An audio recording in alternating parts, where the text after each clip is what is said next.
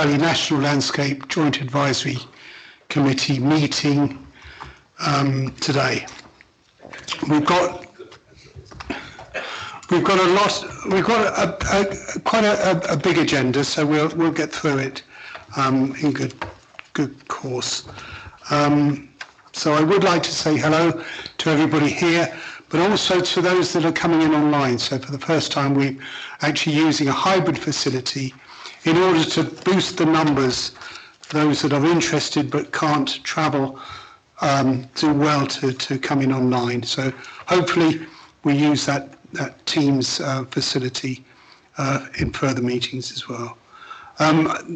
Richard is on my right. Before we go for the introductions, Richard has got something to say on the etiquette of speaking. Yes, everyone, as we're a hybrid meeting today, if you're in the chamber and you're speaking, please could you put your microphones on so that people remoted in will be able to hear what's being discussed. Thank you very much. Okay, and thank you to put your microphones off when you finish speaking as well, so that we don't get any interference. Okay, we'll do a quick round of introductions. I'm Chris McFarling, I'm the chair of the Joint Advisory Committee. Andrew. Andrew Blake, manager for the Wye Valley National Landscape. Hello, I'm Amartya Dev, Senior Planning Officer, Gloucestershire County Council. Hello, I'm John T. Pearce. I'm a Monmouth resident, and I'm also involved in the Dixton Bat project, which is monitoring bat. You're most welcome. Which monitors bat activity in the Monmouth area. Thank you. Good afternoon all, Robert Hatton, Monmouth Town Council. Let's see. Back. Hi, I'm Catherine Laidlaw. I'm the Planning Officer with the Wye Valley National Landscape Team. I'm Kellen Davis. I'm Project Officer with the Wye Valley National Landscape Team. I'm Simeon Cole, and I'm the Ward Councillor for Kernbridge in Herefordshire. Hi, I'm Becky Hoyland. I'm County Councillor for Blakeney and Bream in the Forest. Dave Wheeler, I'm a member of the Forest of Dean District Council. Thank you. Emma Bryn, County Councillor for Wysham Ward in Monmouth. And Richard Williams, Monmouthshire Democratic Services. Brilliant, and thank you. Online, Anne. Yes, thank you, Chair. I hope this facility works out well. I'm Anne Webb, and I represent, I'm the Deputy Chair of this committee, this group, and also I represent Llandough, St Albans and Tintern for the County Council. Great, thank you. Alistair. Good afternoon, it's Alistair Chapman, Head of Sustainability and Environment at Forest of Dean District Council, and I'm here for item 9. Thank you. Right, thank you. Juliet. Hi, excuse me, Juliet Hines from Gloucestershire Wildlife Trust, representing the local wildlife trusts. Thank you. And Lynn? Sorry, I just realised I'm on mute. Lynn Parker, representing One Voice Wales. Brilliant, thank you. And got Brian Jones.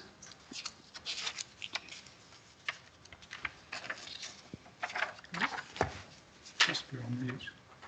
Brian, could you come in, please? Because we're. I got it. It's Brian Jones, representing the Herefordshire Association of Local Councils. Brilliant, thank you, thank you. Right, I think that's everybody. Do we have any apologies? Yes, Chair, we have apologies from Councillor Dale Rook, Matthew Price, Arthur Lee, Johan Williams, Colette Bosley, Martin Quine, Councillor Barry Durkin and Councillor Ed O'Driscoll. Right, thank you. Okay, obviously we hope that as we move forward with the hybrid facility, the numbers will increase. It'd be good to fill the chamber and fill the screen as well. Okay, do we have any declarations of interest on any decisions we might happen to make on any items on the agenda?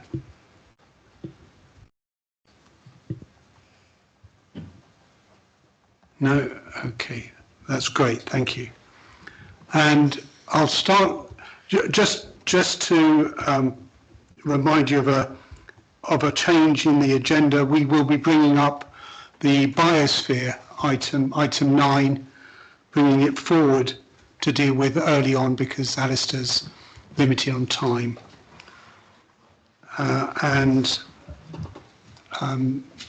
Thank you, Jill. Jill Mosley, County Councillor for the Forest of Dean for Newent. We'll start with a public question. We've actually received a public question from John T. Pearce, and I was wondering whether you'd like to either read through it or summarise it for everybody. Thank you. Thank you, Chair. Monmouthshire County Council has recently approved a controversial plan to build 270 houses at Dixon Road in Monmouth in the setting of the Wye Valley National Landscape as part of their replacement local development plan. They will soon be sending this on to the Welsh Government. The vote was incredibly close. It was 23 votes in favour and 23 votes against. It only went through as the chairman got a second and casting vote, so it was hardly a resounding victory. They had two choices of locations to build houses in Monmouth, but they've chosen the most sensitive and ecologically damaging site to build on. The development will harm the Wye Valley National Landscape in two ways. Firstly, it will be highly visible and a complete eyesore from iconic views within the national landscape, in particular from the Kimmin, the Naval Temple, the Little Doward Hill Fort, and from Offers Dyke National Path. Quite a lot of the national path will be visible from. It will also blight views of tourists coming into Monmouth. Secondly, it will destroy a site that is used for foraging by 13 of the 15 species of bats in Wales. That's 86% of all bat species found in Wales are using the site for foraging. Many of these bats roost in the Wye Valley National Landscape. And for comparison, this site has more bat species using it than in the whole of Pembrokeshire. And Pembrokeshire only has 12 species in the whole of the county. We have that using one site. It will also damage the integrity of the Wye Valley and Forest of Dean Bat Site's special area of conservation, which is extensively across the national landscape. It is just 970 metres from Newton Court, SSI, a maternity roost of the extremely rare greater horseshoe bats. And according to the citation, is one of only 3 sites in Wales, though I think there are subsequently found 2 more sites in Wales, and the only one in Monmouthshire. Now, the Wye Valley National Landscape, along with 950 other residents and organisations, put forward robust objections in their RLDP consultation response. These were all ignored by the council, who responded with a stock, no change needed response. One of the objections was that you raised was that there should be a green wedge to protect the national landscape in Monmouth. In fact, as part of the plan, the council has included a green wedge for the Brecon Beacons National Park, but not for the national landscape. And as you know, in law, an ANOB has the same protection as a national park. So another example of the national landscape being treated as a second-class citizen. Cadw have also objected to the development, as it's within 180 metres of a scheduled ancient monument, and is within 14 metres of the Dixon Conservation Area, and much of the Dixon Conservation Area is also in the national landscape. They said in December, the proposed development will bring modern, dense development much closer to the designated historic assets and will be clearly visible from them. As such, there is a clear likelihood it will have an unacceptably damaging effect on the setting of the scheduled monument and the Dixon Conservation Area. So my question is, given that Monmouthshire County Council have ignored the RLDP consultation response of the Wye Valley National Landscape, will the chair of the Joint Advisory Committee be writing to the Welsh ministers to insist that the Monmouthshire County Council fulfils its duties to the national landscape as mandated in law, and also in Planning Policy Wales, and also in the Gunning Principles? Thank you. Thank you, Jonty. That's well delivered. Just to let everybody know, the National Landscape has had an input into this at every stage of the process, and it's obviously one to reject the allocation at Dixton. The process is going to public inquiry, where the inspector will review all the evidence in front of him or her and make a decision accordingly. We will be continuing to put in our rejections of that allocation, and the process will then take place accordingly. In my experience, writing to ministers doesn't usually have any effect, because they tend to say that the process is in place, it's a legal process, and it's a formal process which they can't interfere with, or they don't want to interfere with. So we are where we are at the moment. We will continue to object and to suggest that there is an alternative site, because many councils have constraints on where they can put developments, simply because of the numbers being put on them by government, and also the constraints that they have in their own areas. So we will be continuing to object. If I can I bring in Catherine, who's our planning officer, to just mention where we are on this? Yes, certainly. So as was mentioned, so for context to start with, for those not familiar, so Monmouthshire County Council are currently about to deposit their draft replacement local plan to Welsh Government. At the deposit plan consultation, we as a team objected to that specific allocation based on the reasons that were given. So impacts on those iconic views that are associated with the national landscape, such as from the Kimmin. So even though the site lies just outside of the designated area, obviously by legislation, and there's a need to protect the purposes of the designated area. In terms of the sort of statutory perspective from the National Landscape team's next steps, the most effective influence is likely to be our participation in the examination, and where the inspectors, as they are appointed by Welsh ministers, and act on their behalf to look and interrogate that plan and scrutinise it, and also its legal compliance as well as its test of soundness. So we will be looking to participate in the examination process through submitting hearing statements, attending the relevant hearings themselves, and perhaps as well looking at a statement of common ground with Monmouthshire County Councils on the matters within the plan that we disagree with, which is likely in this instance that particular allocation, and then obviously there's elements that we do agree with. Thank you. Obviously we are doing our best. We will be fighting this robustly, as they say.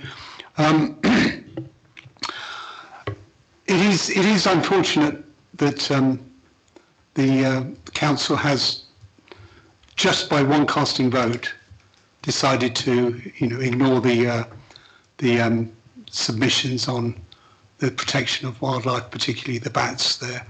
I'm hoping that with continued pressure and through the public inquiry, that balance will be tilted in the favour of the wildlife we so love, and also the the visual impact will be reduced. So hopefully that answers your public question, but thank you for bringing it along and thank you for coming.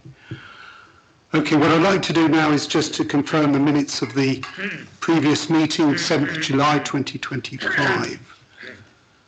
I'm sorry, I didn't catch your hand there. That's okay. David. I just wanted to know whether we are in fact still going to discuss the Dixton Housing proposed site at 4.2. We can do, yes.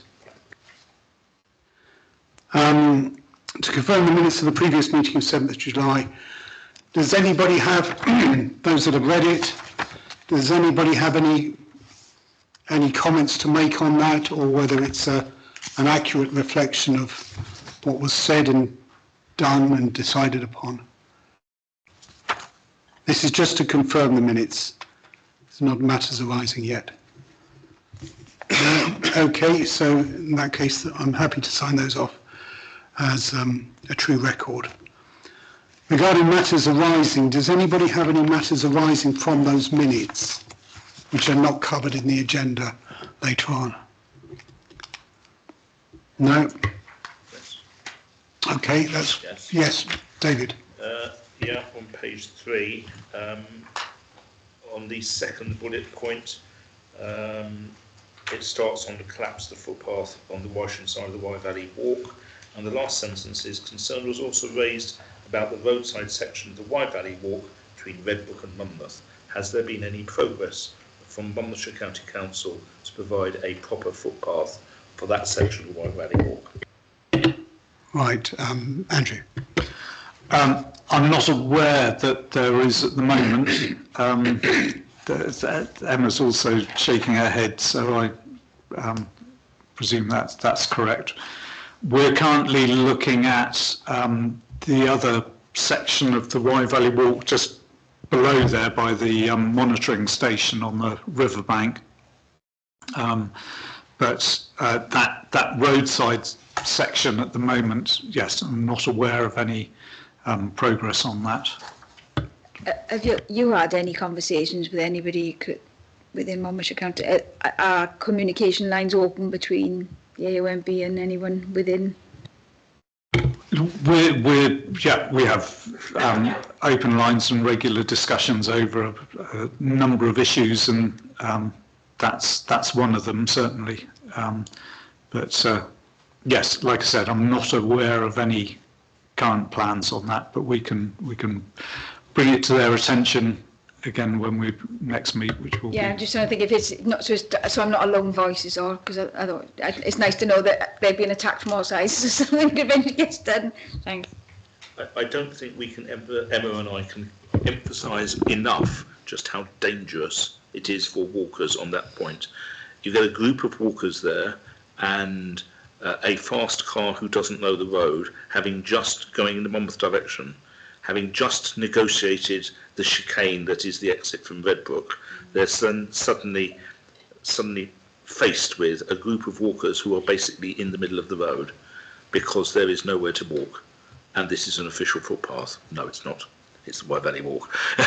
But, you know, it's something really needs to be done before something serious happens there. Okay, can we minute that and make sure that we get some urgent progress on that? Point taken, David, thank you.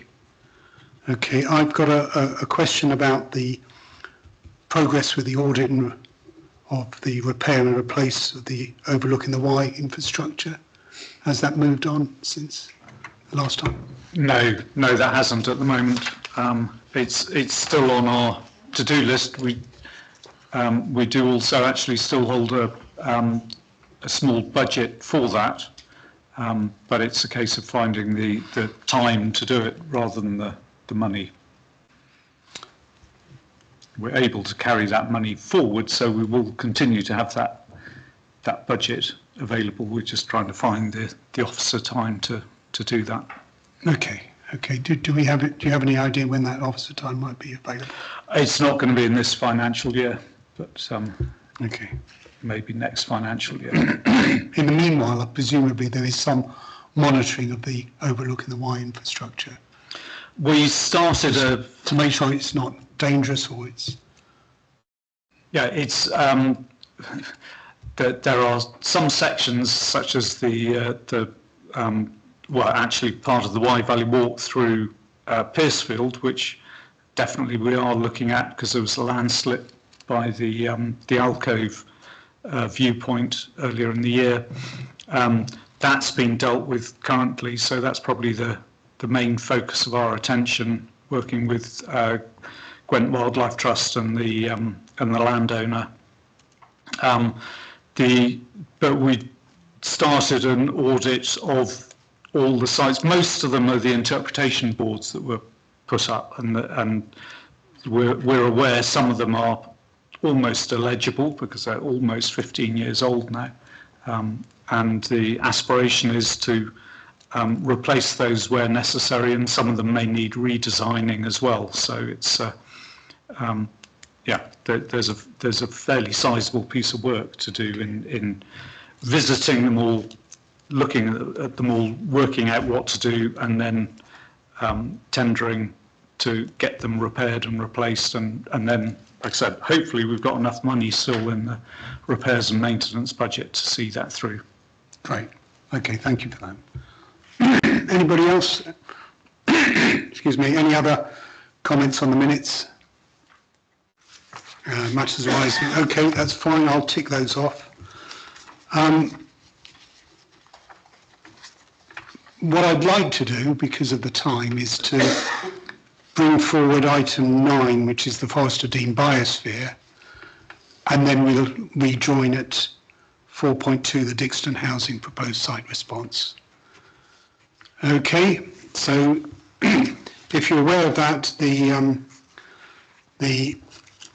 Forest of Dean District Council have for a while now been getting an application together to UNESCO to have the Forest of Dean District designated as a UNESCO biosphere. There are many benefits of that, but at its heart, it's to reconcile the protection of nature with its sustainable use, to look after biodiversity, to help it grow and expand, to educate communities, people, organisations about the precious wildlife that we have in the Forest of Dean, and also to do research on how we live with nature as opposed to exploiting it and destroying it. We are in one of the most nature depleted countries in the world, and so a biosphere may be one of our attempts to turn that trend and have something that we can be proud of, that will return the biodiversity that we once had. I'm going to pass over to Alistair Chapman, who's the lead officer on the biosphere, for him to give a small presentation of the agenda item. Thank you. Alistair, are you okay to come in on that? Yes, thank you, Chair. Thank you for that, and thanks for the introduction. That's really helpful, and especially thanks to the committee for moving the item. I do appreciate that. You've got the papers in front of you. It's agenda item 9. I don't propose to run through that verbatim at all. I'm sure you've had chance to cast over it, and I know the item has been discussed at JEC circles in the past, so I imagine it's familiar to many of you. But just to run through a few key points at this. What we're looking for as a biosphere, a candidate biosphere that Forest of Dean is at the moment, is the formal endorsement and support from the JAC and therefore the Wye Valley National Landscape. Just taking you through a few of there's a long history of how and when and what and why the Forest of Dean is special, and its characteristics and how to recognise that, and that can go back all the way back to 1947 and the Hobhouse Report. And I suppose here we are today looking at a biosphere designation. The Forest of Dean District Council and Forest Economic Partnership predominantly have led the exploration of a biosphere for the Forest of Dean, and both organisations are now supporting designation of the biosphere, which is will go forward to UNESCO in September, and have formed a partnership of many stakeholders, both national and local, including things like the Wildlife Trust, Gloucestershire County Council, Hartpury College, those types of organisations to support the bid for the biosphere. And for those of you who may not be familiar with the biosphere, what's it about? I'll just run through a couple of points on that. So the biosphere really doesn't, it's a recognition of an ambition and a vision for an area. It doesn't add any new legislation. It works within the sovereign legislation of the country. So for us, there won't be any new designations, and there won't be any new legislation in the Forest of Dean. It's very much about working with the legislation you've got, but an umbrella, an organisation that can help bring people together with a common vision, looking forward and bringing those partners together to align their work and their endeavours. So around that, there are sort of 5 themes that are emerging for the Forest of Dean biosphere. Those are recognising what's special about the Forest of Dean and celebrating that. So celebrating those attributes, that cultural and social heritage, being a vehicle for community participation and common visioning going forward for the Forest of Dean. Being able to demonstrate research and evidence sustainable development happening here in the Forest of Dean, and also supporting resilience around adaptation and self-containment to some degree, around providing services for the community in the community. So those sort of 5 drivers, ambitions, if you like, will come together in a management plan for the Forest of Dean. That management plan will take key chunks and link to all the other management plans that operate. So in terms of Wye Valley National Landscape, looking at the management plan for the Wye Valley National Landscape, referencing that and pulling that in to the biosphere's role and remit. High-level strategy about the endeavours and actions for the Forest of Dean.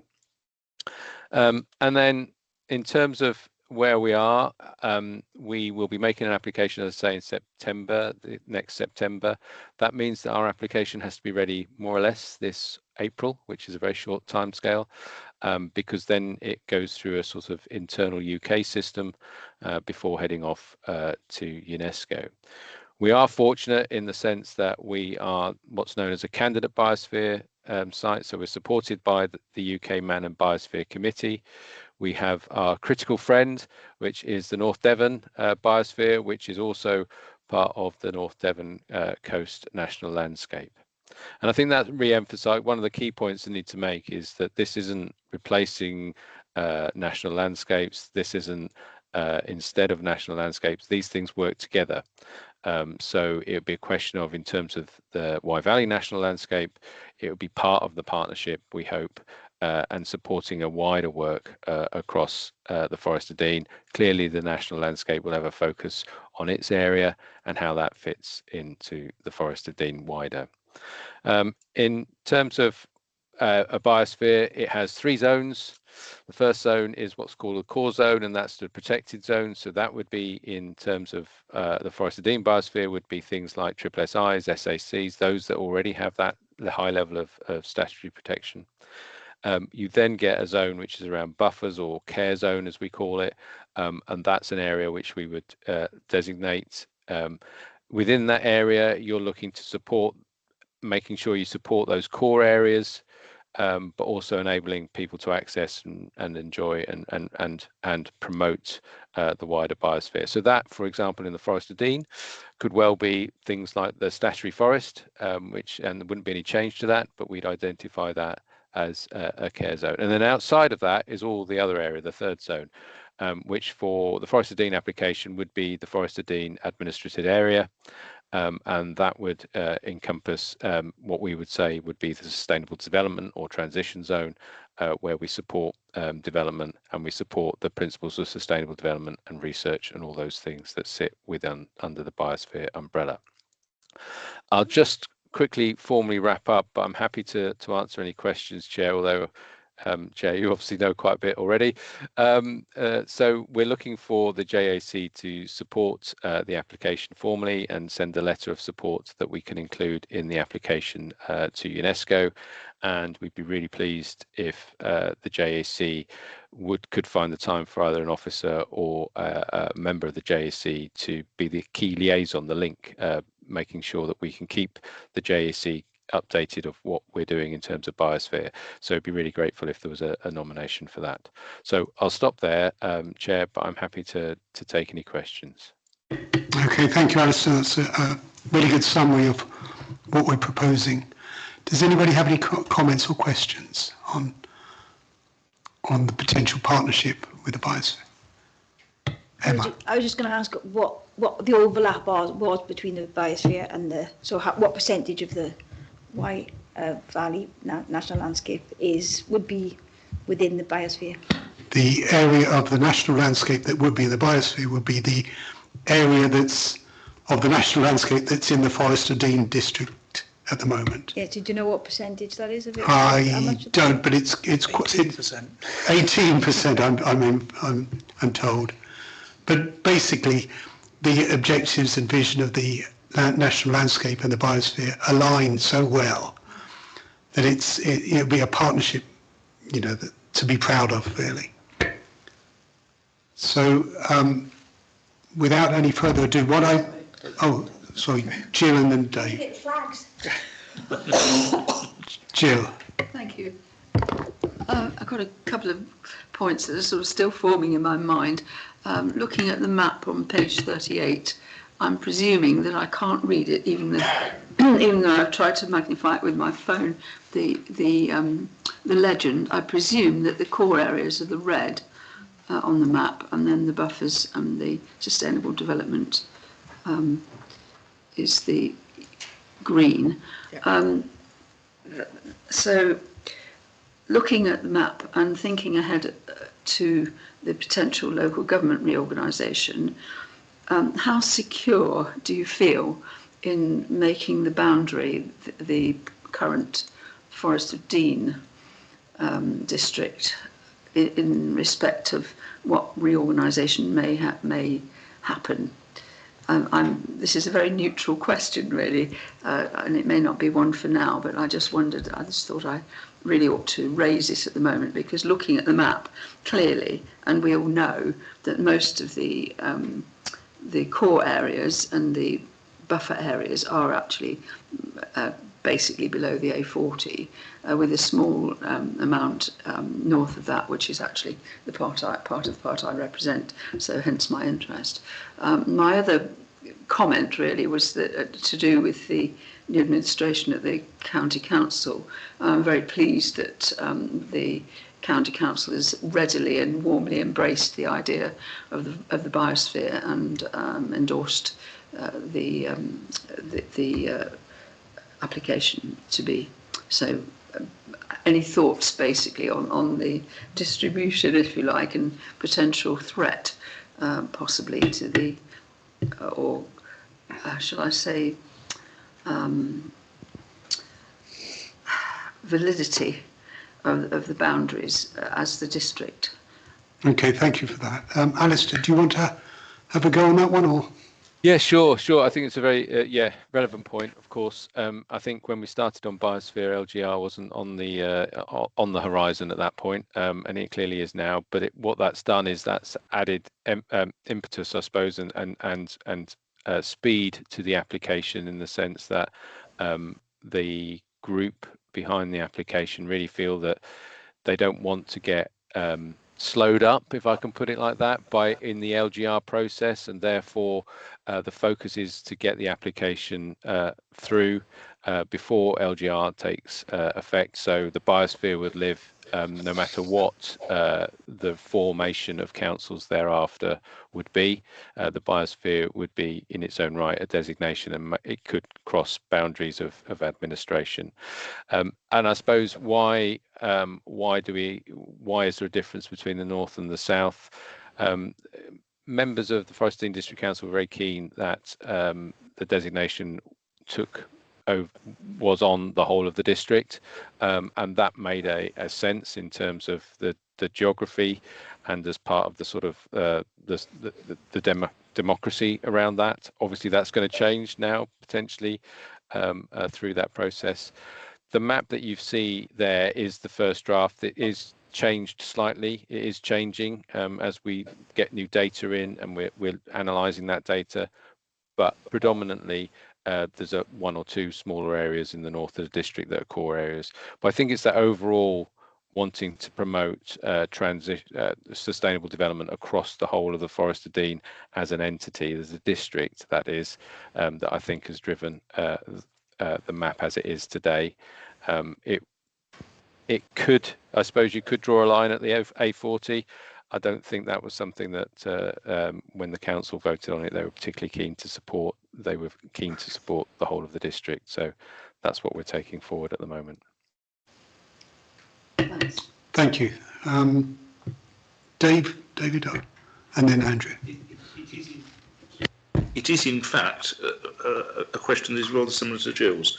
If you look at the map, and I assume that the idea is that a core area is surrounded by the care area, which is surrounded by the sustainable development area, and they're sort of bullseye sort of effect. Whereas if you look at the map, that isn't what's happening at all. The core areas and care areas are predominantly located to the west of the Forest of Dean. So the obvious question to my mind is, although it is the Forest of Dean biosphere, and I understand why politically that must be, logically, areas of Monmouthshire should also be in that biosphere, because we are united by the River Wye, and united also by cross-border cooperation sometimes. Okay, I'll take that one. When we looked at the geography of the biosphere, we did discuss the possibility of having the River Wye, which is an SSSI, in the biosphere, and then we looked at both sides, so to include the potential care zone value of the national landscape in Wales. And then we also looked at the River Severn, which is a Ramsar site, special area of conservation, SSSI, it's got all the, and then we thought about including the other side of the River Severn as a care zone. And before you knew it, we were dealing with two countries and various district and county councils, and it became just untenable. So we stayed with the identity that we know, the geography that we know. It may be better for fundraising that we have that identity, and obviously local members decided that was acceptable, and so we've got what we've got at the moment. So if you want, if and when local government reorganisation does take place, this will be a legacy, because it will stay as it is. There is an opportunity to review boundaries. Obviously, nature and climate know no boundaries in that respect. But if we feel that including the other side of the Wye and including the other side of the Severn and expanding our land between 2 or 3 rivers is concerned, is a good thing, then we'll do that. Okay. Thank you. Andrew. Yeah, a couple of observations, I think, from a national landscape perspective. Firstly, I suppose we don't want to correct Alistair too much, but I think it was Lord Blediscoe in the 1920s or 1930s first suggested that the Forest of Dean should be a national park. So it was one of the first sort of suggestions in Parliament for a national park in the UK. That obviously didn't happen. Then when Alistair mentioned the Hobhouse Review and the Darrell report in the 1940s, which set out the current day national parks and what are now national landscapes. And if you look at the original map for this area, it was the Wye Valley and the Forest of Dean, and it extended right out through the forest, out to Dimmock Queenswood, and then up through Herefordshire, taking in sort of Muchmarcle and Putley and all that area. So there was a huge area to what is effectively now to the west, to the east of the Wye Valley National Landscape, which was identified as being worthy of special designation. And as we know, again, the Forest of Dean has drawn a short straw in that it's never got onto that list because, for reasons of expediency at the time, the designation focused on the Wye Valley and sort of didn't include the Forest of Dean. Actually, because at the time they felt the Forest of Dean was already protected due to the forestry state ownership of the area. So, you know, that historical context actually reasonably well justifies the area of the extended area of the biosphere through northern Forest of Dean district. But I think the sort of flip side of that is, as you suggest, if we as a Wye Valley National Landscape Joint Advisory Committee and team were drawing the boundary, we would have gone cross-border and probably further north. But as Chairman said, to try and negotiate that politically with 2 countries and 4 local authorities, then yeah, I think that we would get bogged down in process that would make it a long drawn-out affair that may not achieve its objective, because we'd probably get held up with a whole succession of mismatched elections and so on and so forth. So in that respect, yes, we will continue doing our good work in the Wye Valley, and I'm sure that will buffer and augment and complement everything that's going on in the Forest of Dean, and we'll continue to work in that core area, which basically is the national landscape on the Gloucestershire side.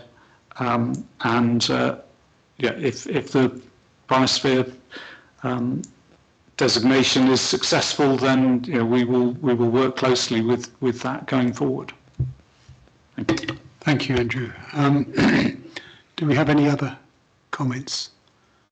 No. Okay. I would like to say, from my perspective, having lived in biospheres across the world, it's trying to underpin a cultural shift in attitudes towards nature, living better with nature. And that's what it's all about, really. So what I'm going to do is ask you, because we have recommendations that the Joint Advisory Committee A, formally endorses and supports the Forest of Dean Biosphere Initiative, B, sends a letter of support for Forest of Dean Biosphere to the Forest of Dean District Council for inclusion in the UNESCO application, and C, that the JAC to nominate a member or officer to be the point of contact to act as the liaison between the JAC and the Forest of Dean Biosphere Initiative. I'm going to suggest that that officer be Andrew, who seems to sit perfectly astride the two. And I'm going to ask if there are any objections from voting members. Now, I can't see any hands waving, in which case I can say that this Forest of Dean Biosphere Initiative has been unanimously supported. Thank you. Okay. Alistair, you can leave if you want. Thank you all. Thank you very much. Thank you for your help. We're going to go back to the Dixton Housing proposed site response, having fielded the public question, and we're going to David, who had further comments to make. Yes, I just wanted to ask, the point has been made that in terms of the Dixton site, that there were other less sensitive candidate sites. And I just wondered if somebody who knows could identify where those were. Although he's saying less sensitive candidate sites in the Monmouth area or in Monmouthshire. Sorry, I'll go to Catherine first. In terms of landscape sensitivity, yes, there were. Obviously, there's all the other considerations that the council look at when they're weighing up allocations, but within the council's own evidence base, there was commissioned a landscape sensitivity and capacity study, and the Dixton Road site out of the Monmouth potential allocations was identified as having medium to high sensitivity to development. Off the top of my head, I can't remember the names or the exact titles of the other potential allocations that were assessed. Jonty may be able to assist with that. Okay, thank you for that. I'm going to ask Jonty, member of the public, the most important person, to see if you can add. Yes, the other site was called Candidate Site 0274, which is on the Wannistow Road site. It's a site that was earmarked, presumably, for development. It has it's right next to the Kingswood Gate development, and just across the road from Siltbusters. It already has it could support 175 houses with 2 hectares of employment land right next to it. It's on the national cycle route, and it is effectively invisible from the or largely invisible, because there's a little hillock just south of Siltbusters that effectively screens it out. It's also very flat lying, so the remaining bits that would be visible would be relatively easy to screen by trees. We also did some bat surveying, and we put 2 bat detectors, one at Dixton Road and one in Asa Way, very close by. And for the Greater Horseshoe Bat, we had, in a 2-week period, we had 206 registrations or passes on Dixton Road. We had 6 at Wannistow Road, so it is significantly less likely to damage the triple SI. May I come Thank you for that. Yep. Taking off my JAC hat and putting on my flooding hat, I believe the site that we refer to at Wannistow Road is either accessed by Watery Lane, a lane that is very well named, or it would be accessed by Wannistow Road, a site that regularly floods and has increased flooding ever since the new housing was put there, that has already been put there. So we need to bear in mind that there are pluses and minuses on all sites around Monmouth. I'm not disagreeing that the Dixton Road site is a particularly poor one in terms of environment and biodiversity, but the amount of housing that has been added to Overmonnow in recent years and the flooding that has thereby been caused is vast. Okay, thank you. Obviously, allocations, when you're making allocations, you have to consider all sorts of constraints and pressures. It'll be for the public inquiry and the examiner to sort that out, and hopefully he will rebalance the value for wildlife. Thank you. Anybody else on the Dixton housing report? Okay. I'll move on to 4.3, the JAC review. This is a verbal update from Andrew. Yes, members may remember we're reviewing a number of seats, some of which are vacant, and I've been going out to various organisations seeking fresh nominees, and I have to say I'm being hugely disappointed by the response so far. That two organisations I've been liaising with. One has tried to source new members and not been able to come up with a candidate yet, and the other I'm still waiting to hear back from.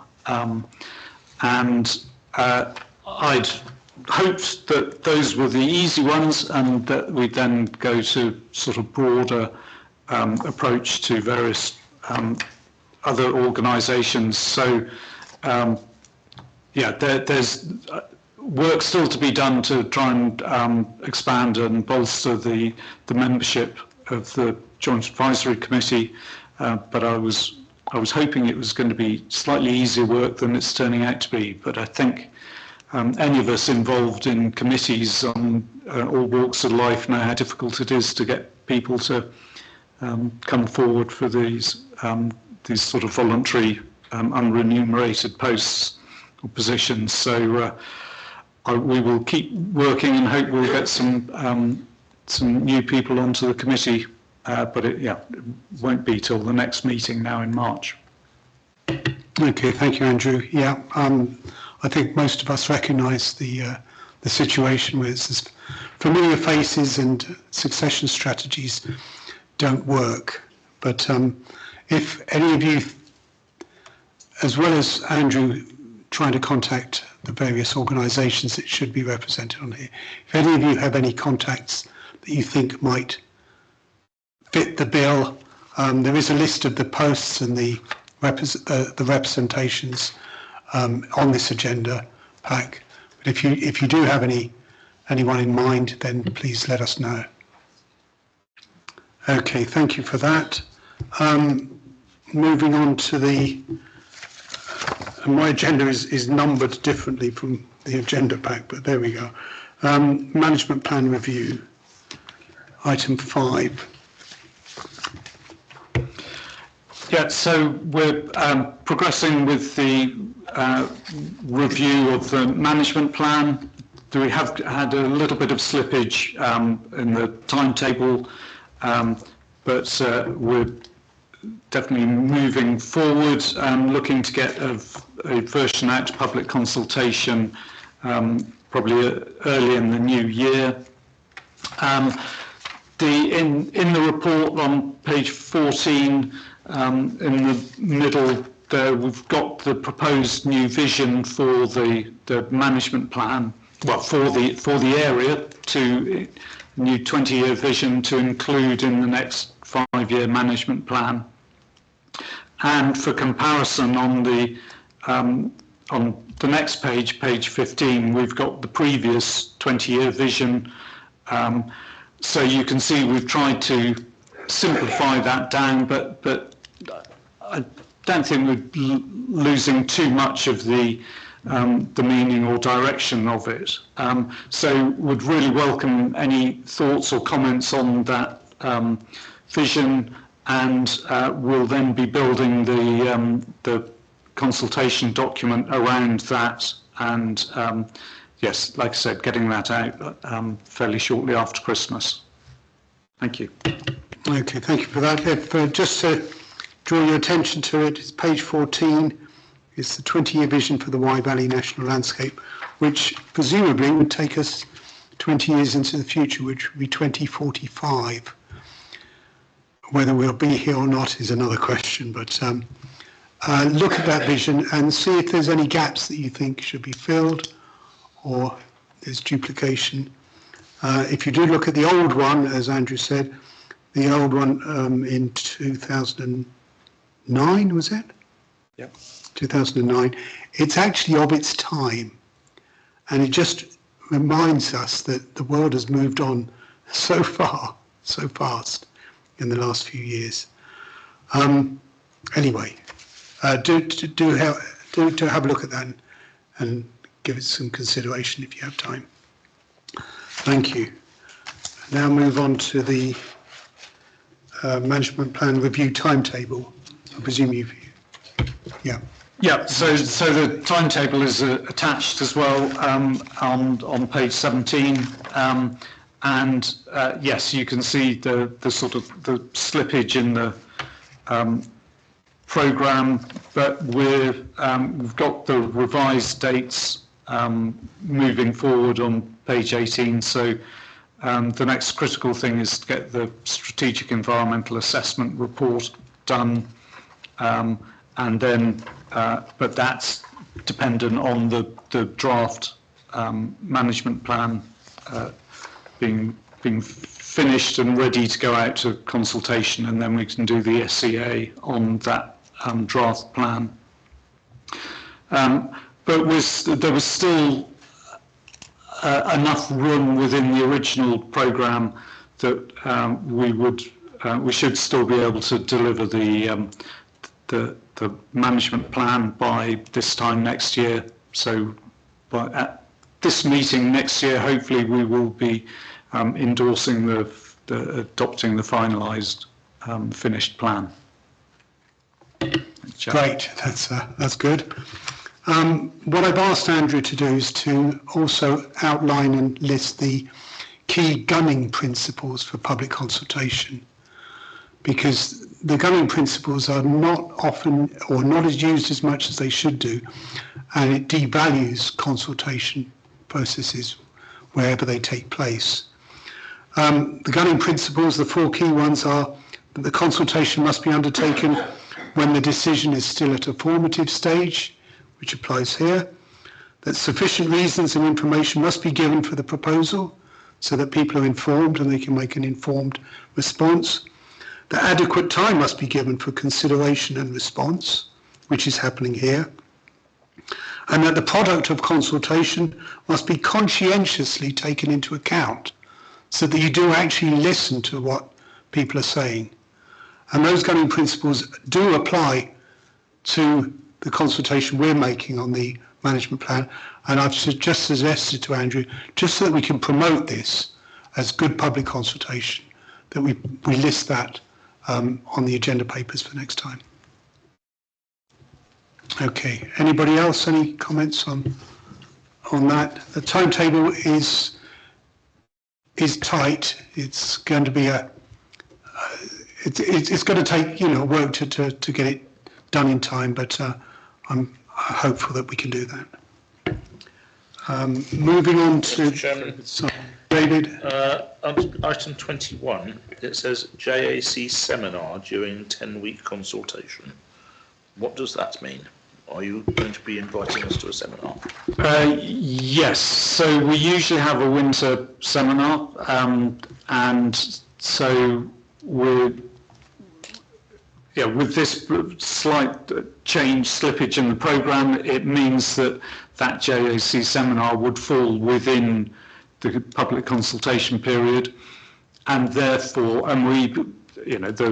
we call it the JAC seminar. It's actually a partnership seminar, so we open that up to, as with the tour, wide range of stakeholders. It's hosted by the JAC in a sense. So yes, we would run that as in a sense, an open public consultation event as part of the public consultation period. So that will be in probably late January, early February, sometime like that. So we'd invite a whole range of people to come, and it gives an opportunity to discuss in slightly greater depth the management plan. I can see Andrew did the files. No, we haven't finalised that yet. Thank you. Emma? Yeah, can I is that the only public-facing activity you'll have, liaising with the general public with the results of this consultation? No, I'm presuming you want the public to react to this consultation, and often they interact better on a face-to-face basis than they do with just an online form. Is this the only interaction you have, or? It is at the moment. I mean, we can do other events. In the past, we've hired village halls at various locations at various times of the day, and you range from having a busy afternoon to an evening of 2 people, And but yeah, we could put on a couple of other events. And it's also that thing, obviously, you know, the shape of the national landscape is, I always think of it as sort of hourglass almost, that so maybe having an event up in sort of northern Herefordshire bit and an event down in the sort of southern Monmouthshire or Forest area, and then having the seminar somewhere in the middle might sort of balance it. So yeah, we can definitely look at that. Yeah, I definitely think it'd be worth having one in England, one in Wales at the very minimum. And if you worked with groups like, say, East Monmouth, that have already got possibly links locally that they can advertise it, you have less of a chance of just having the two people maybe walking through, at least people that are invested already, as well as just people walking by might come along. And of course, there's always the opportunity to piggyback or hijack other events, you know, so we may be able to go to other meetings and have a slot sort of thing. And again, we've done that in the past sometimes with the town, parish and community councils. So, yeah. Right, good point there, Emma. It's vital that we do get it out as far as possible so that we get a robust response, not just two people and a dog. Thank you. I was going to suggest to Andrew that he might contact the consortium of Wye Valley Councils. Clearly he has. I assume you know the chairman. Yes. Good. All right, thank you. Any more on the management plan review? Okay, I'd like to move on to the figures, the annual report figures and future local authority contributions. Agenda item 6 on this one. Has anybody got any comment on that to begin with? Becky. I really like the way that you've set out finances. Colours and shapes work really well for me. That's, am I reading it right that you get different pots of money from different areas, and it all goes into one, and you've got some flexibility about how you spend it? It's not exactly, you don't have to spend exactly the same amount of money on the farming and protected landscapes, for example. So it looks like you've spent a bit more of that money and a bit less of the DEFRA access grant money. Am I reading that right? No, or is it more complicated? In which it's a little bit more complicated than that. I mean, in essence, you're right. We, and again, you have to remember we're straddling two countries, so inevitably, you know, we can't spend English money in Wales and we can't spend Welsh money in England. And various grants come with varying strictness or restrictions on the criteria. Some are more flexible than others, so we do get core contributions which are going to the revenue pot, and then we get various capital pots as well. Yes, it does all go into single, well, Herefordshire Council act as the treasurers for all this money. And as I said, some of that is capital, some of that is revenue. We're obviously paying the staff team salaries out of that, as well as other operational costs. The difference in let's take the farming and protected landscapes, because it's a big, massive chunk, half basically of the expenditure last year. The difference between the expenditure and the income is actually that we're funding a post out of that. So in the expenditure, the post is probably covered in the staff costs, whereas in the income, it's a part of the FIPL income is to pay for staff. So there's a little bit of sort of fuzzy boundaries. Yes. So yes, the different pots get used in different places and different ways, I suppose, is the simple or fuzzy way of explaining it. Part of the reason why FIPL was so large that year was that there was an additional heritage grant within that as well. So it was, made it disproportionately large, although, looking at this year now, as we obviously are closely operationally, we have the landscape enhancement initiative has come on board, which we'll come to later on in the papers, National Grid funding. So that's a separate externally funded project, and that comes into the mix. So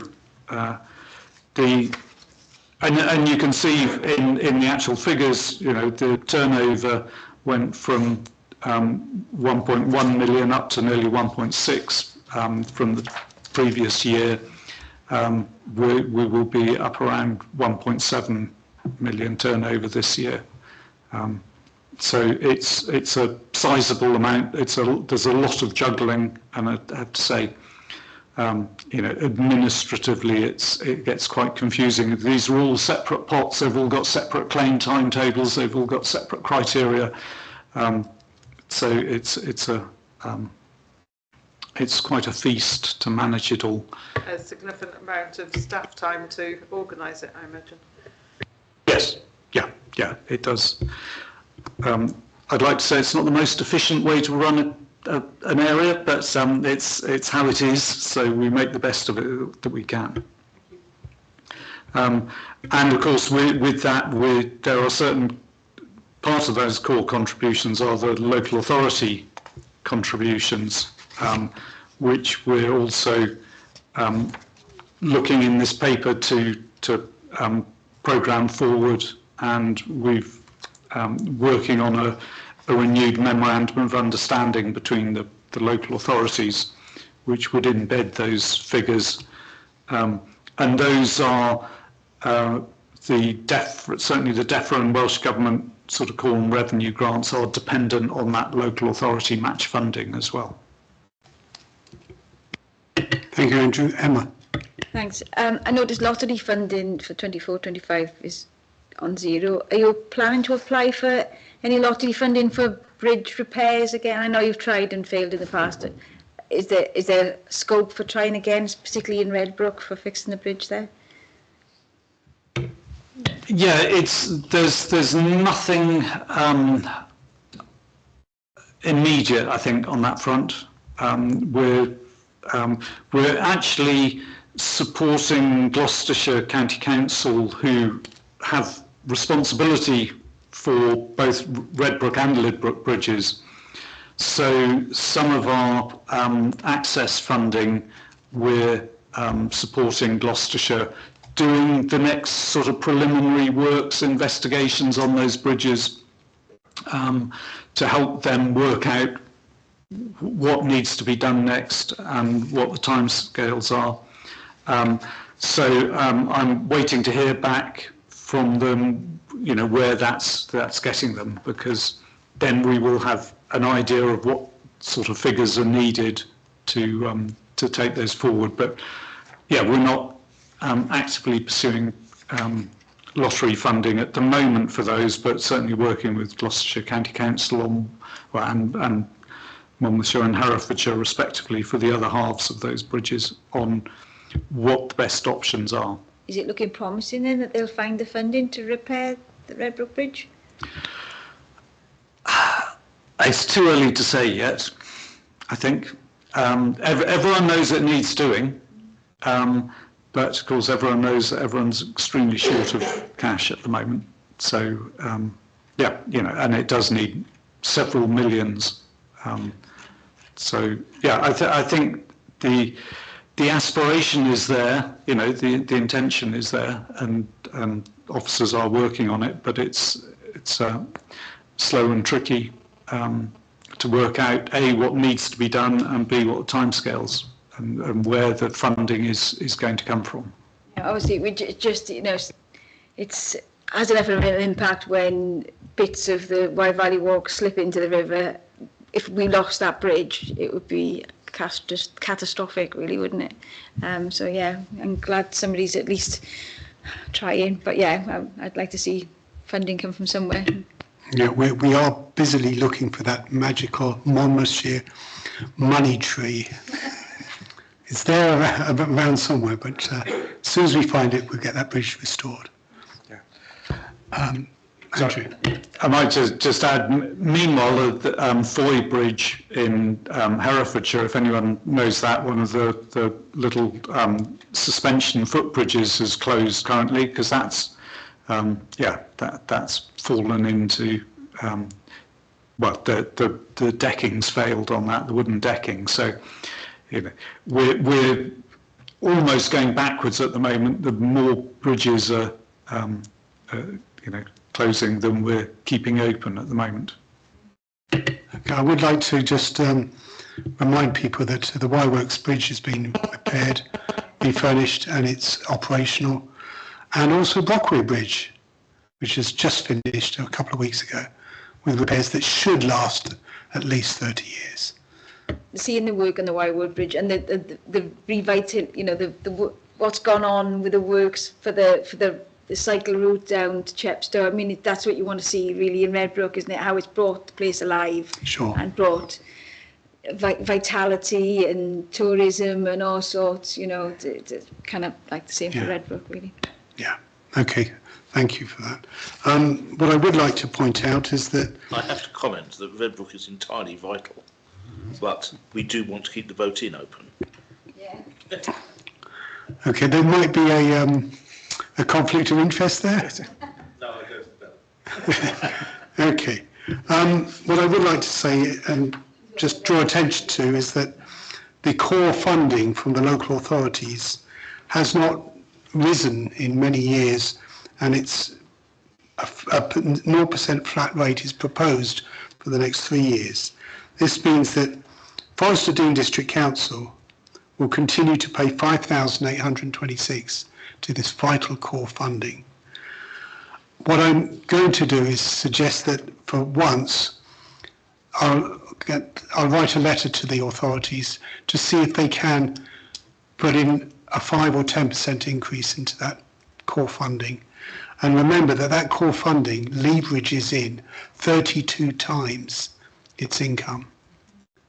So it's absolutely vital, and just to not to just pay lip service to the amount, but to actually add on to it would be a commitment we would like to see. Don't ask, you don't get. Well, quite. So I'm going to ask.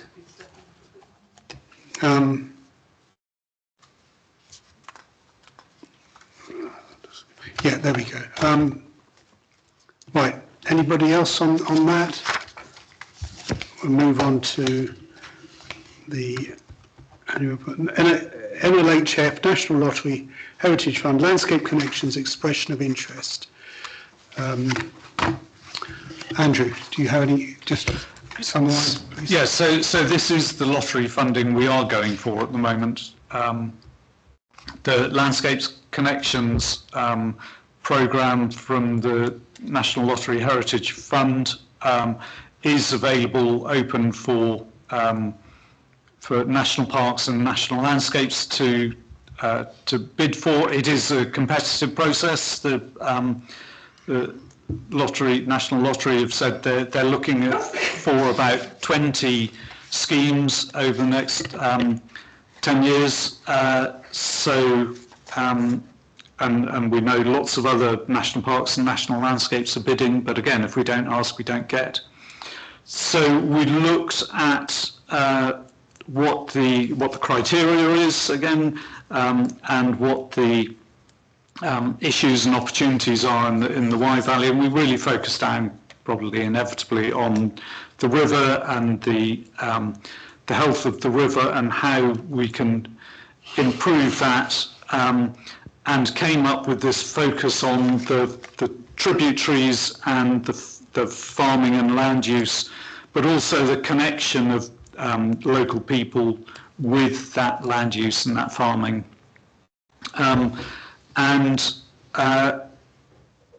in discussion with other groups and including the Wye and Usk Foundation, the Marches Food and Farming Convention, and Farm Herefordshire, the Herefordshire Rural Hub, we've developed this proposal that we're looking to put forward as an expression of interest to the lottery, which, if that gets accepted, then we move into preparing a development phase it would be a 2-year development phase for an 8-year delivery program. So again, we've included the sort of proposals and potential project outcomes on page 26, and the approximate map on page 27, which focuses on all the tributaries that flow into the Wye within the national landscape. You'll notice there's a big sort of finger in or missing on that of the River Monnow, because for 2 reasons. One is, ironically, the point where the Monnow joins the Wye is not in the national landscape, but also the Monnow catchment is so large, extending right out to the Black Mountains and up the Oldcombe Valley, that actually it completely destabilizes the area and takes the focus away from the national landscape, which is one of the criteria for the lottery funding. So we felt we could justify keeping the Trothy in, but working on the Monnow would be too much. However, we do know that the Wye and Usk Foundation have got a big project on the Monnow, so in working closely with them, we think actually we can complement and learn a lot, share a lot of good practice with them. There's also the Wye-scapes programme, which is shown on the map, takes up the sort of the floodplain really of the river up through Herefordshire and extends on up to Leinster. And again, we work very closely with them, so we're not stepping on their toes or duplicating in their project area should their project be successful. They're just coming to the end of their 2-year development phase on a different programme, Landscape Recovery, which is DEFRA funded rather than lottery funded. But so that's the proposal, the sort of the outline. And we're proposing the name of Ergin Landscape Connections because the ancient kingdom of Ergin actually quite closely correlates with that area. Other names are also available, but the Ergin seems to align well with the area. And yeah, seek Council's, the committee's endorsement of the proposals, and then work up the expression of interest and submit that fairly shortly. Great, thanks, Andrew. I'm sure Ergin was well aware of the catchment-based approach in delineating his fiefdom or tribal area. Yes, he wasn't a person. It was a place. It was a place. Oh, it was a place. Yeah. It wasn't. But it was the Commot of Ergin. Thank you. Thank you for that. Okay, I don't know where to go from there. We're asking. This is a brilliant expression of interest. This potentially. Let's talk about figures. This could bring in 8-10 million maximum to connecting the landscapes, and it might not finish until 2037. So it's a long process. We're at the expression of interest stage. From what I've read, and I don't know whether you've read it, the application or the information given so far is brilliant. I can't see any reason why it shouldn't be successful, or it shouldn't at least move to the next stage. But for now, we're asking you to endorse the preparation and submission by the landscape team for an expression of interest to the National Lottery Heritage Fund Landscape Connections Programme. Do I have any objections to that? Great, that's unanimous. Thank you. Emma? I was only gonna ask one question. You said you would be working with people, with another group on the mono, only simply that when you stand on the Beaufort Bridge after it rains, the soil that comes down that mono, it literally, it makes the Y run two-tone. It's like chocolate. So it does definitely, even though I know you appreciate you can't address it here, it would be beneficial, obviously, if you did work with a group that are addressing that as a problem. Yes, we can come on to that possibly under the River Wye scheme, item. Yeah, the Wye-Usk Foundation, like I said, are working closely on that. Great, thank you. Moving on to item 8, the Farming and Protected Landscapes, Fermier Bro, Sustainable Development Fund and Herefordshire Community Foundation Wye Valley National Landscape Fund. It's that the JEC endorses the recent allocations of the grants from those various funding sources. Does anybody have any comment before I ask Andrew to just summarise what's been given out? Thank you. Okay, Andrew. Yes, so these are all delegated grants that we manage. FIPL comes from DEFRA, Fermier Bro and the SDF from Welsh Government, and we also have a fund, an endowment fund held by the Herefordshire Community Foundation. So we've got the figures and the amounts there. So FIPL is 339,000 this year, and we're about two-thirds of the way through the spend on that, or the allocation of that, and Richie Alford's the officer that manages that or facilitates that, works with the farmers and landowners on the criteria, which comes through from DEFRA, and supports those farmers and landowners with the application, which then goes to the separate independent assessment panel, and then monitors the delivery of those approved grants, and obviously checks off and makes sure that everything is delivered as approved and granted. So all those grants are based on 4 criteria of supporting nature, climate, people and place, and each application is scored against those 4 criteria. Fermier Bro is Welsh Government scheme similar to FIPL in many respects. It's for farmers and landowners. This is the first year, whereas this is the 5th year of FIPL. And it's started with a much smaller amount of 95,000 this year. The applications approved there, in front of you on page 30, we've actually approved a couple more, takes it up to 46,000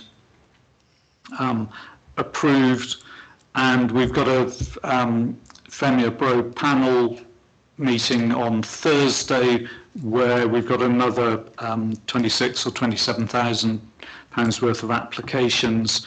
So if those are all approved, which will be subject to the assessment panel, but that takes us up to about 74% spend, which is a good place to be at this time of year.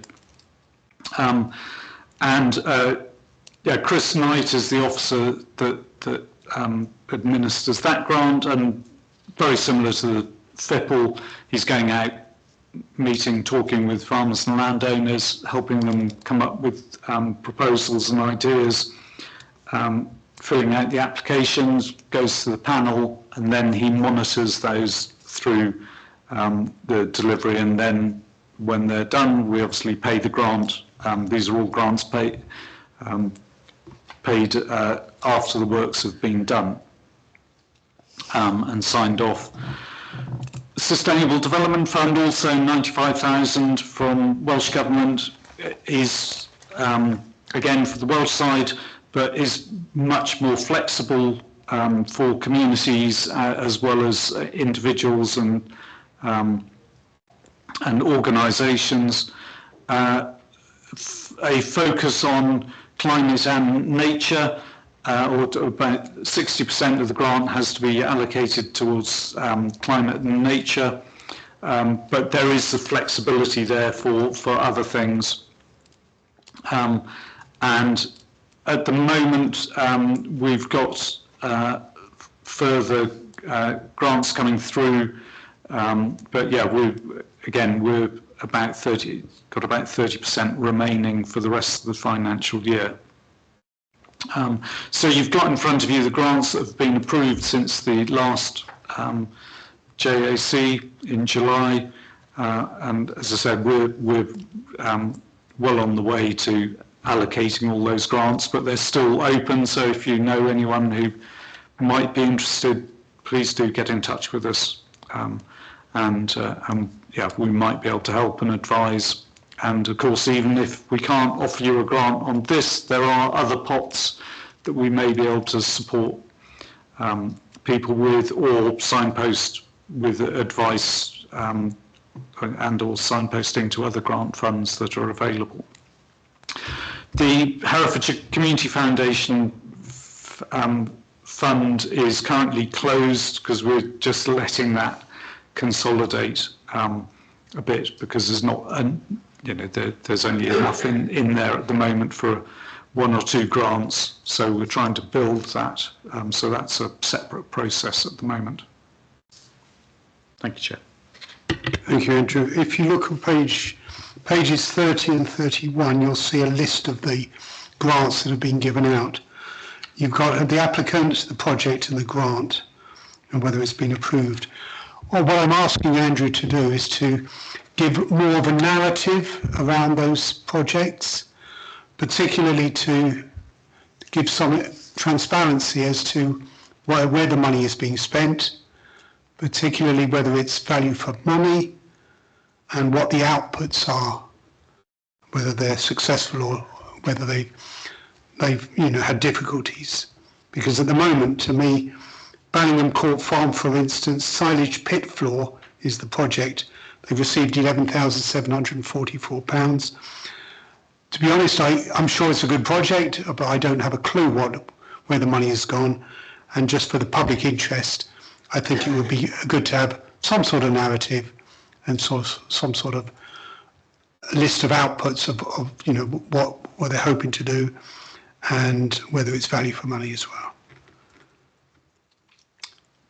With that, if there are no other questions on the grants being given out, presumably the JAC will be endorsing those grants and the recent allocations. Then thank you for that. Oh, Emma, you're not. Yeah, you're objecting, are you? No, not objecting. I was just going to ask for a little bit more detail myself, because I noticed there's hedging's come up a lot in the Ffermio Bro applications, and I was just wondering, because you see a lot of hedging being lost either through overcutting or just literally ripping it up. So it's nice to see that some of it's being reinstalled. And I was just wondering how many miles of hedging has been replanted with this scheme.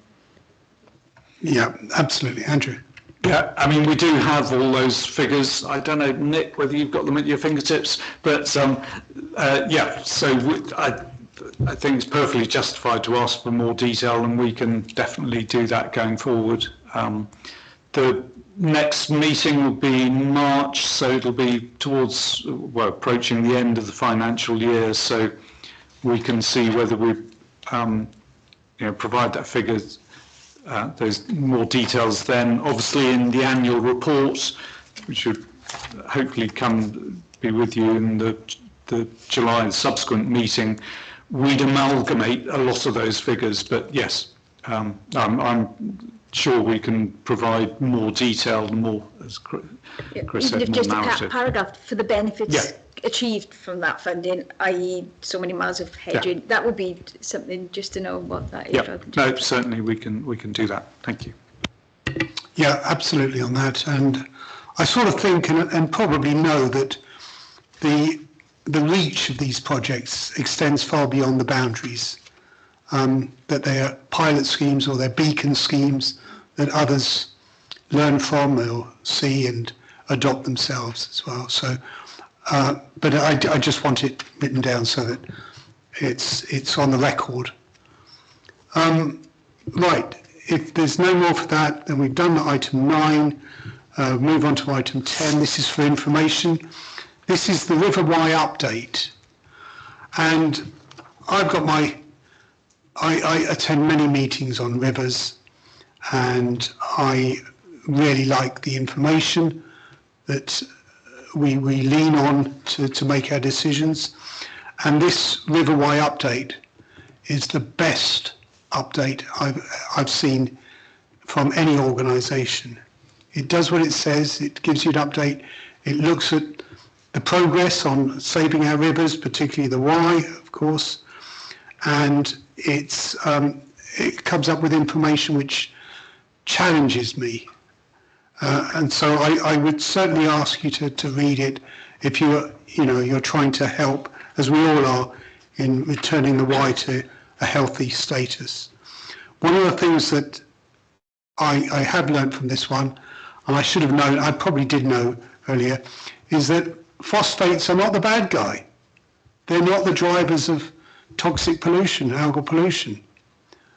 When we first started, when we saw fish floating around and drops in salmon numbers and weed everywhere, and we thought it's the phosphates coming from those nasty IPAs, the industrial poultry units, being put on farms at excess amounts, and then with the rain flowing into the River Wye, and then with those nutrients, the algae just bloomed and covered everything and took all the oxygen out of the water. That was the idea at the time. But now we find that following scientific evidence and a scientific research, that they're not the drivers. Phosphates and nitrates are not the drivers of toxic algal blooms. In fact, it's that familiar threatening emergency, which is the climate change. And it's the temperature of the water as well as the volume of water that's flowing down. And so at least what we get is definite evidence that we can rely on to inform our decision making as to how we move forward with this. So yeah, it's for information only. I recommend if you're interested in saving the River Wye, have a look at that. We can't wait for the catchment management plan to come out. That will help us give us direction in where we go from there, and maybe draw down some more funding from DEFRA and the Welsh Government. Any comments on that?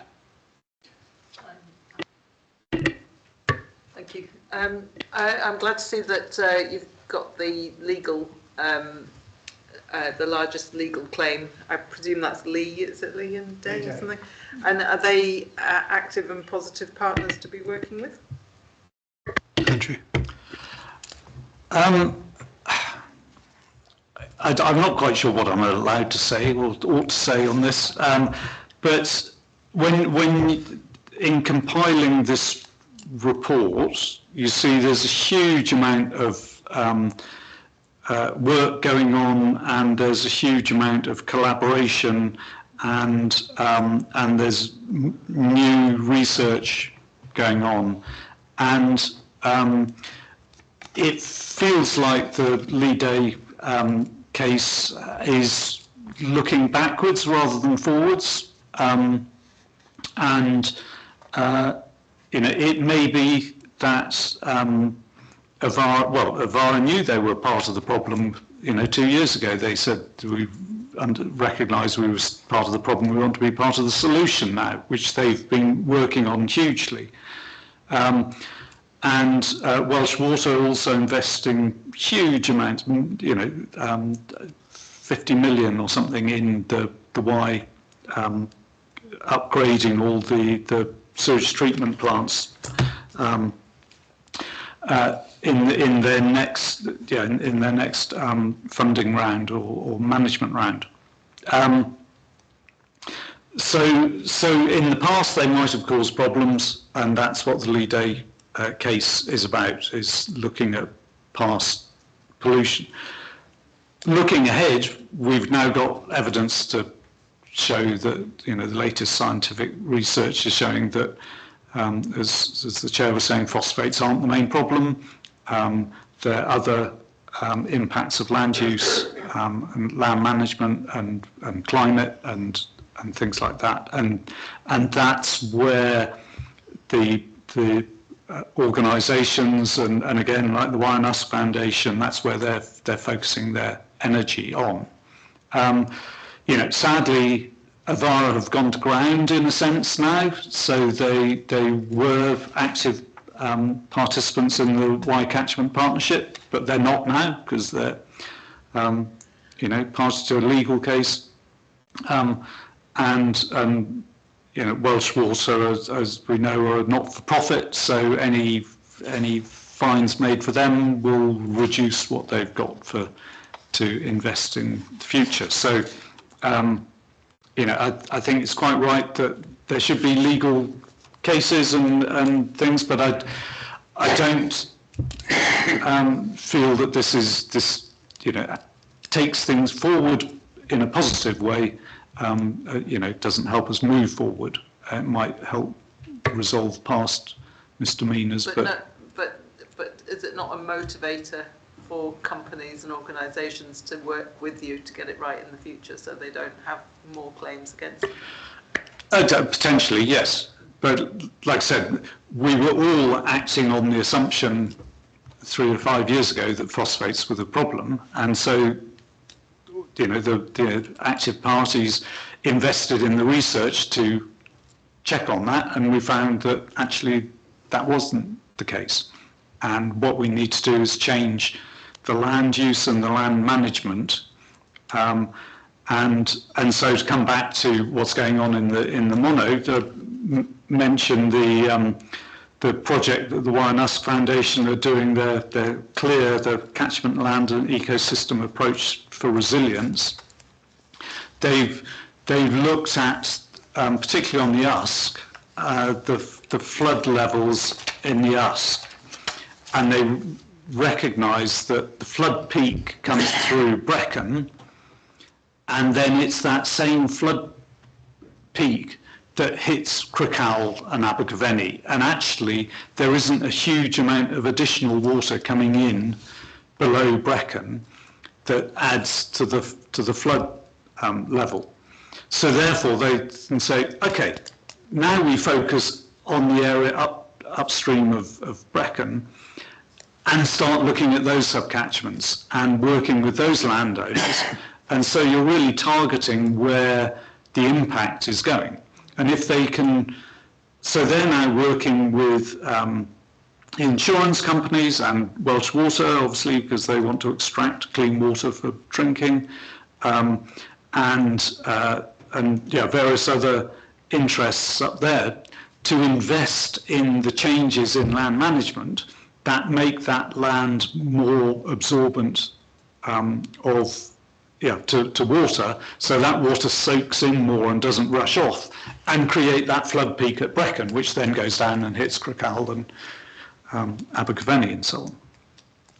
So they've been piloting that over the last couple of years, and now they want to work on, particularly on the mono, but on other catchments and upstream on the Wye. And that's part of what we want to do with the Landscapes Connections project as well, is starting to look at the subcatchments and see. One of the proposals is to put some level of monitoring on the sort of low down on each tributary, so you can see what's actually coming down each tributary, and you can say, okay, that tributary is fine, that's not causing a problem, but this one's causing a real problem. You know, that's where the peaks are coming from. And then you can turn your attentions to that area. And that's the sort of, it's targeting the energy where it's needed, rather than stepping back and looking at the whole area and thinking, oh, we need to do something. So that's sort of where the energy is going at the moment. Okay, the report's there for you. It's full of accurate information, so enjoy. Emma. So we've often spoken to about Welsh Water and what they're putting in the rivers, but obviously, like as you said, they also take water out of our rivers, and not all of it returns because they pump it away to Cardiff and Newport and wherever. So if now we're thinking that one of the issues is the river is so low and therefore heating up with global warming, are conversations taking place about the volume of water from the Wye in particular that Welsh Water are removing? Yes, there's already long-standing agreements over releases from the Elan Valley, so the reservoirs at the top, when the water level gets down to a certain height, and I think it is Redbrook that's used as the base measure. When the levels hit a certain amount, it gets down to a certain level at Redbrook, they release more water out of the Elan Valley to top up the Wye to make sure that there is always a base level, and the other is the temperature, because if the Wye gets too hot, too warm, above the 18 or 20 degrees, I think, above 23 degrees, I think, is lethal to salmon. And so, yeah, if the Wye gets above 20 degrees, they start to release more water out of the Elan Valley, because that's cooler water that can then, cool the rest of the river. So that sort of agreement is it going to be reviewed? And now we realise that's possibly got an even bigger effect than we thought. Is that going to be reviewed now? Potentially. That's not my responsibility. I mean, this is where the things like the Wye Catchment management plan are so crucial, and we've got the DEFRA and Welsh Government research as well coming on board in the new year. So there will be lots of things like that being investigated further. So yes, the other thing I just want to mention, Chair, if I may, I can't take all the credit for, obviously can't take all the credit for all of this work. Most of this work is going on upstream from the national landscape, and the Wye Catchment Partnership and the Nutrient Management Board, are coordinating and collaborating within or through most of this.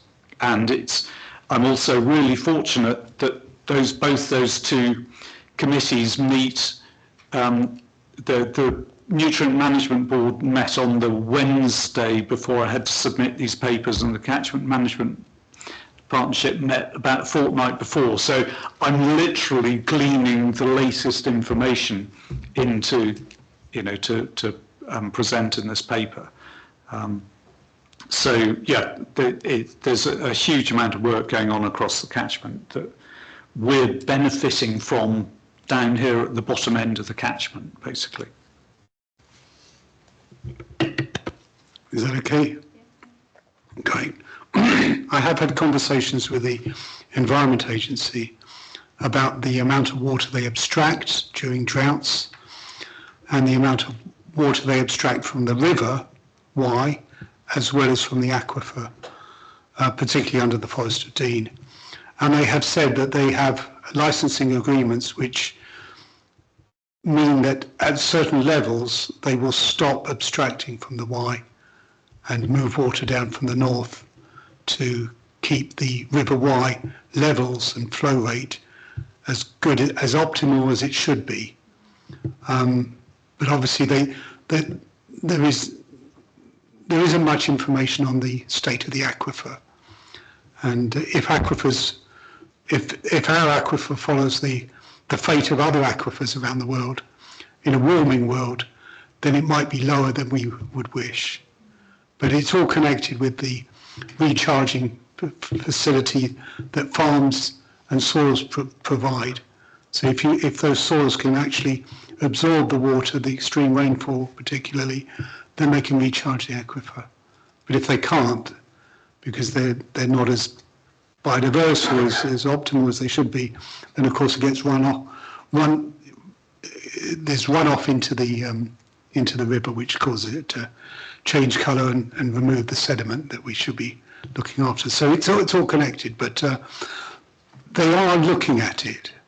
And what gives me great hope is that there are so many stakeholders involved here working together in partnership to restore the Wye. That gives me hope. And hopefully that they will do so quickly. Okay, moving on to item 11. Again, this is for information. This is the activity nationally relating to national landscapes. So it's got conferences and events and whatnot in it. There is an underlying theme here, which is that the National Landscapes Association are making it clear to the government that we cannot stand continued cuts or deficits in our funding. This is not the only government that's in my mind undervalued the benefits that national landscapes can give, but certainly we are in a stage where we are just about holding ourselves, certainly in the Wye Valley, but in others, national parks as well.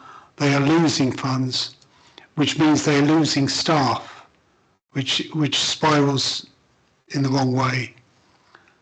So if that's the message I'm getting, that the National Landscapes Association with its partners are trying to put pressure on the government to maintain the funding or increase the funding for the benefits that they give to the country. Any more on that? No. Well, and your letter. Oh yeah, that's 11A.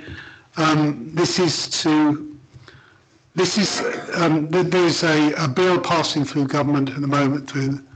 It's in the House of Lords at the moment, I think, which is the Infrastructure and Planning Bill. This is an absolute tragedy because it undervalues nature and its protection, which would mean that, for instance, the SSSIs and the SACs have their protection weakened to the extent where developers can actually start moving in with their allocations. As it's sort of pertinent to the Dixton item. And it's caused such an outrage in the environment sector that we've all been asked to write in and support a review and amend that bill so that it doesn't weaken our wildlife protections. And you'll notice that there are hundreds of those that have signed up for this, just to give you an idea of the value that so many people, so many organisations in this country put on wildlife and its protection. And, to repeat that we are one of the most nature depleted countries in the world, and so it would be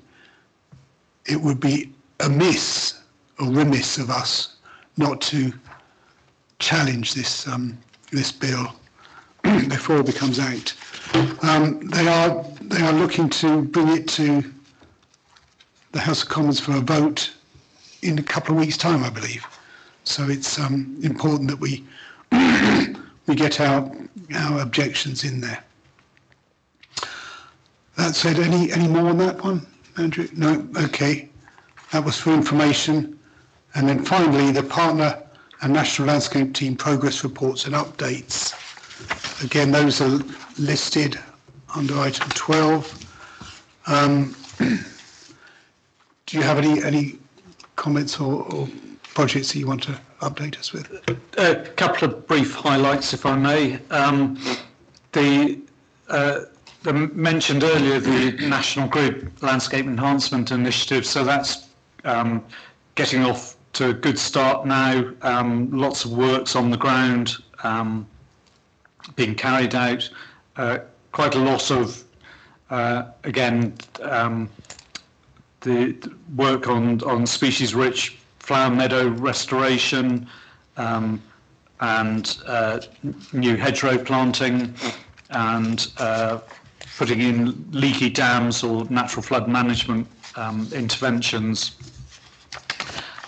So yeah, and lots more planned. There's a 3-year programme, so lots more going on over the next couple of years. The annual partnership study tour, we visited quite a few of those sites and projects. Another thoroughly enjoyable and successful day, I think, and certainly pleased with the attendance. The March's Real Food and Farming Convergence at Square Farm in Mitchell-Troy was a great event. Very challenging weather, but we all managed to hang in there. We weren't quite all blown away, or not by the wind anyway, by some of the speakers we were. Then the big tragedy, a couple of weeks later, Square Farm had a big fire at the farm, but they seem to be managing to rise out of the ashes. Tracks and Trails, Lower Wye Tracks and Trails, we're about to hold a meeting with the steering group to review a new report, and that will help determine the way ahead, and be reporting that to the local access forum, the Monmouthshire Local Access Forum as well, later in the month. And then lots of other good work on the species action plans, on the hedgehogs up at Clebden Bog, and with the Wye Valley Walk 50th anniversary, completing the whole of the route. So Ruth Waycott has pretty much walked, well, she has walked the whole of the route in a succession of guided walks throughout from April through to October. And those have been really successful, and we put in a lot of the feedback and some of the photos on 63 and 64 and 65. And then again, Wye Adapts Climate Change Project, doing lots of good work and integrating with the Landscape Enhancement Initiative work with FIPL and Fermier Bro. So Holly, who's coordinating that, advising a lot on ponds and natural flood management interventions. Also organised a very successful Climate Action Day at the beginning of September, where we were able to subsidise the 69 and the 65 bus as well, which proved very successful. And finally, the undergrounding work led by Nick, reviewing the undergrounding with National Grid of low voltage power lines through the area. Oh, I didn't say Cullen as well is here, who's doing a lot of the work at Clebden Bog and with the Landscape Enhancement Initiative and with the Tracks and Trails. So yeah, if there's any queries at any time on any of that or anything else, please don't hesitate to get in touch with us at the National Landscape Office. Thank you.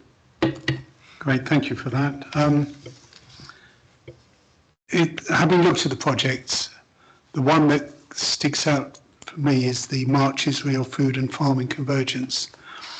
More and more food resilience is coming up the agenda, It's one of the effects of climate change, as supply lines are cut or broken or overstretched, and there is a need to look at how we grow more food locally for local consumption. And so I'm hoping that in the next year or so that we are, as a national landscape, we are able to involve ourselves and contribute to food resilience across the whole landscape. So to at least tackle what could be one of the biggest issues we have on our horizons. Other than that, these are the reports, and brilliant amount of work that's being conducted by our National Landscape team, and can't thank them enough. That's it. Has anybody got any comments, particularly those that haven't said anything as yet? No, you're all happy with where we are? Okay, well, thank you for the attendance on this one. We are an hour and 5 minutes early, so you can get home possibly in the light. And yeah, Emma. Can I ask a question? I know I have already asked lots of questions already, but can I ask one question? It was to do the fly tipping in Clare. Yeah. Was it? Do you know if anybody was prosecuted for it, and is there anything that can be done to stop it becoming a? Because often once fly tipping has occurred, they become hotspots for fly tipping in future. Is there anything that can be done that can make sure that it's not repeated? Yeah, so quick comment on that. The asbestos that was there, and well, certainly the jars that we found, there's lots of glass jars, they look like they've been there for quite a long time. It was only picked up by the grazier. Obviously they'd had a good look around the whole area and spotted it, and were cautious about the cattle standing on it and cutting themselves. So yeah, I think that was there done a long time ago. The asbestos did look more recent. Yeah, that's all I can comment on, really. I don't know what we can do about monitoring. Because 100 bottles, that doesn't sound like somebody's garden. That sounds like some industrial dump, doesn't it, really? Yeah, I took them all to glass recycling. I've regretted putting some of them in the glass recycling. They probably should have gone to, probably could have flogged them on eBay or something. Some of them were a lot of old bottles and jars. Looked like somebody had been living off fish paste, the little old fish paste jars and things like that. So no, those were quite old. In terms of the asbestos, I don't think there was any identifying, sometimes you find an envelope or name and address or something, but no.